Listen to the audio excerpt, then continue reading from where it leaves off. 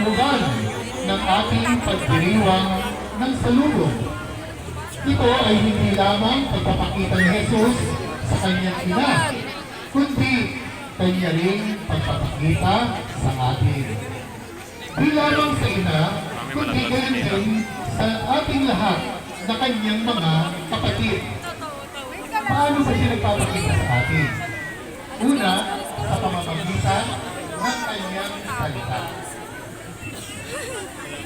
Sa video mo. Ikaw video niya. Pangalawa, sa pagdiriwang ng banal na misa.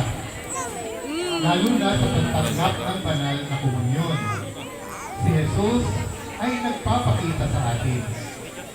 Pakatandaan din natin na si Kristo ay nagpapakita rin sa atin tuwing tayo ay gumagawa ng mabubuting bagay sa isa't isa.